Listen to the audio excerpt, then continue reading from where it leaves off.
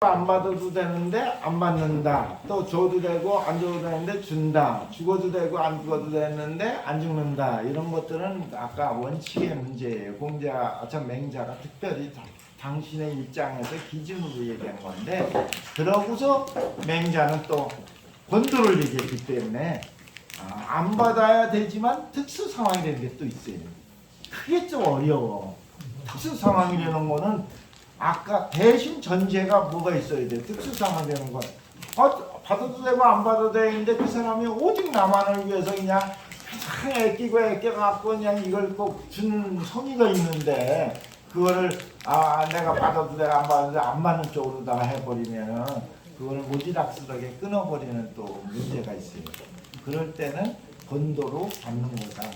이렇게 얘기를 해버리면 이제 일반 사람은 흐트러지기 시작하는 거야. 안 받아야 되는데 왜 권도라는 이름으로 또 갖다가 받으라고 또 그랬느냐는 모순이 나오니까.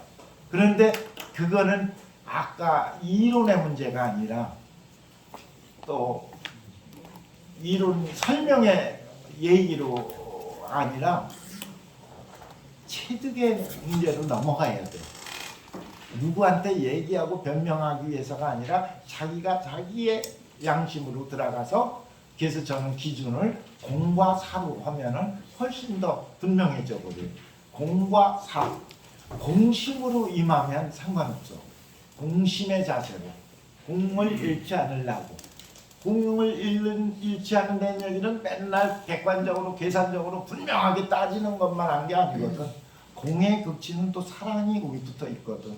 그러니까 사랑의 마음이 있을 때에는 사로 흐르지 말고 공의 자세에서 받고 그러면 권도로서 그거는 인정이 되는데, 그렇지 않고 사를 갖다가 깔아놓고 공을 빙자한다 그러면 이제 사기꾼이 되기 시작하고 거짓이 되는 거죠. 그래서 그렇게 보면은 그거는 또 한 분야를 그렇게 얘기할 수 있는데, 인생 전체를 갖고 얘기할 때는 또 너무 넓어지니까 그걸 다 구현하기가 쉽지 않아서 완전한 사람이 거의 없는 거예요. 찾기가 어렵고. 근데 대체로 사람들의 이름에 오르내리면서 그래도 거의 완전에 가깝다. 그러면은 대체로 성공적인 삶을 사는 건데, 황희정승은 그런 입장에서 성공적인 삶을 산 사람이에요. 그 시중을 알아야 돼. 그렇기 때문에. 그래서 이렇게 어려운 거야. 시중을 구현하려니까 단지 내 마음만 갖고 따지는 게 아니라 수없이 하늘과 또 땅을 얘기하고 주변을 얘기하고 상대를 알아야 되고 모든 사물의 원리까지 알아야 되니까 얼마나 어려워. 그러니까 이것도 알아서 최고의 천도의 경지까지 하늘과 하나가 되는가 올라가려니까 여기 뭐 얘기들이 굉장히 다양한 것들이 쏟아져 나오는 거예요. 그런 걸 다 수용해야 해갖고 결국은 자기가 실천하는데 자기가 알 뿐이야. 딴 사람은 알 수도 없어요.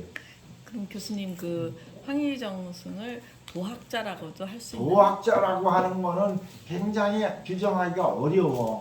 그러니까 도학자로 규정을 하려면 아까 같이 잠깐 저 편의상 받았다든지 뭐 이런 것들이 거의 원칙에 가깝게 살아야 이제 드디어 인정을 받는데, 그렇지 않으면 인정받기가 어려워. 그래서 그거를 내가 마음대로 잣대를 마음대로 갖고 얘기할 수 없는데 기준을 만들어 준 게 있잖아요.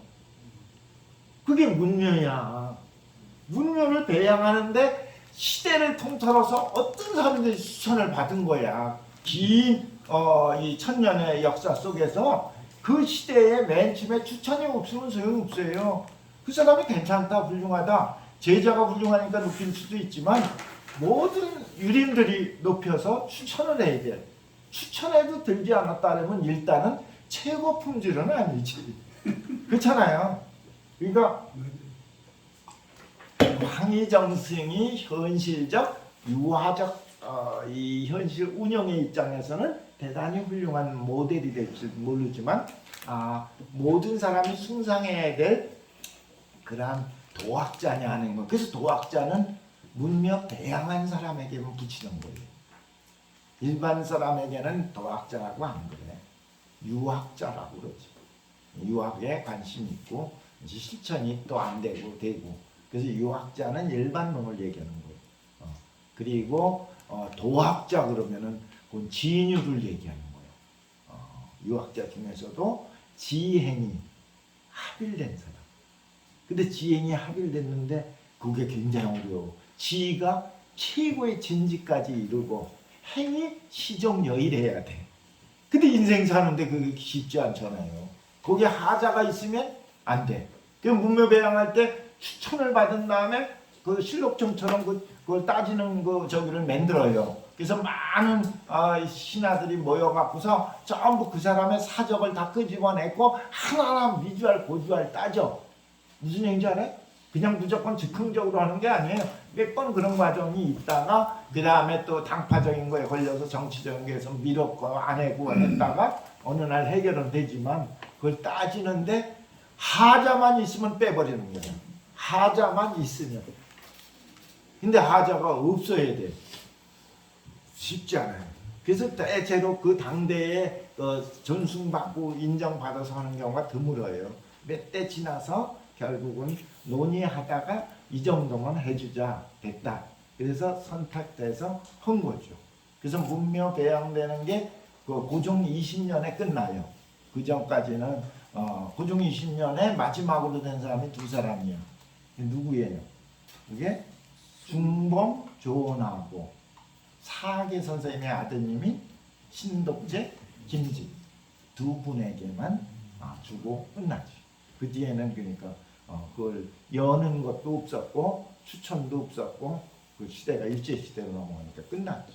그러니까 자꾸 딴 걸로 얘기하면 참 내가 아는 것도 내 아는 한도가 있고 한계가 있잖아.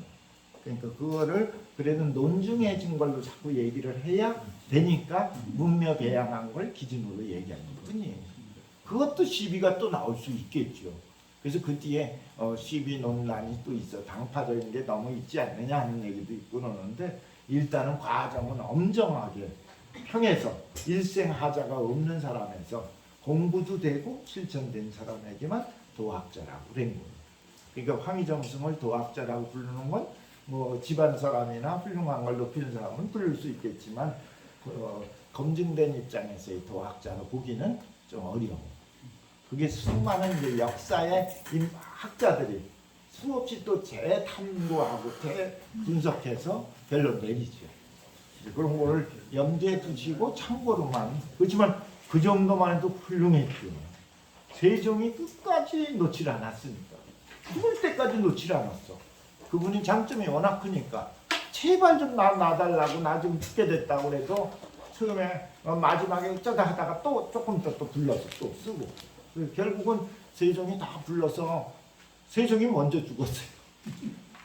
그러니까 이제 풀려난 거야. 그렇게 부르는 사람이 없으니까. 어쨌든 그런 것들은 굉장히 어렵습니다. 평합니다.